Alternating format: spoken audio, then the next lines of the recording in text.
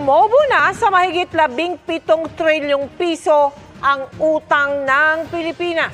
Malaki ang ikinalugi ng ekonomiya ng Pilipinas noong nakalipas na Administrasyong Duterte dahil sa umano'y manipulasyon sa presyo ng bigas.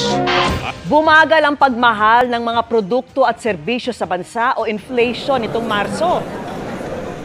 Sa hirap ng panahon na yon, walang bagay ang walang halaga. Halos lahat ay naipagpalit na sa pera. Dahil dito, mas lalong naghihirap ang mga tao sa kanilang araw-araw na pamumuhay. Ating panoorin ang presentasyon ng Grade 9 na pinamagatang halaga na nagpapakita ng kalagayan ng sangkatauhan sa gitna ng kahirapan sa ekonomiya.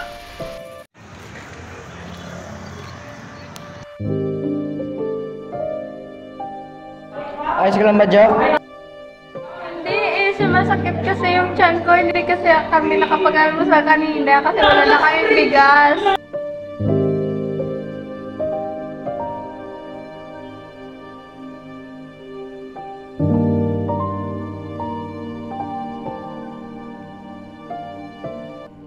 Kaya naman itong lunch mo. Hindi naman ako nagugutom.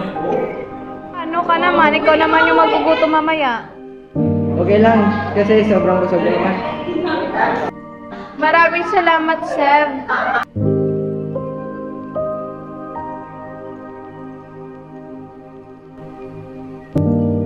Kapilay ka ng isa. Sige.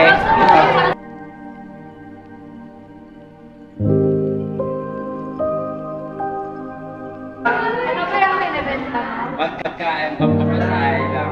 Bakit? Tapos ba kaya ngayon sa buhay? Oo, kailangan namin kumayon. Araw-araw, may mga pangangailangan tayong kailangang tugunan.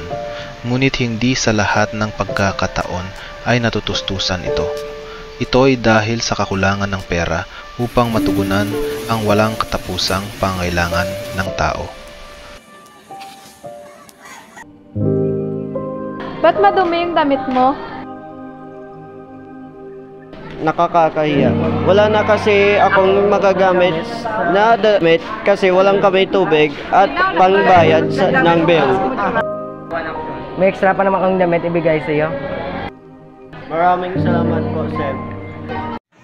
Lahat ng mayroon tayo ay hindi palaging sapat. Kaya naman, matuto tayong magtipid at mamuhay ayon sa ating kakayahan, sapagkat tayo ay may limitadong pinagkukulang yaman.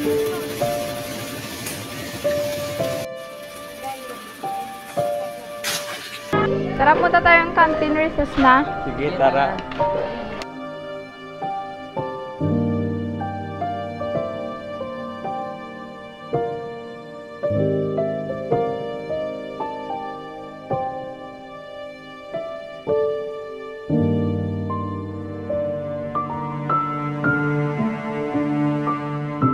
Bumalik na kayo sa klase, may klase na.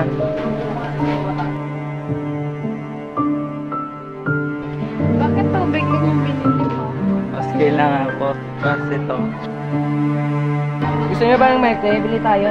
Gusto ko sana kasi wala na akong pera. Ako rin ay pamasahe na lang. Umuwi na lang tayo rin sabay-sabay. Tara. Tara. Matuto tayong pumili ng kung ano ang tama, kung ano ang kailangan, at kung ano ang mas nararapat. Sa ating araw-araw na pamumuhay, mahalagang matutunan ang tamang pagpili at pagdedesisyon.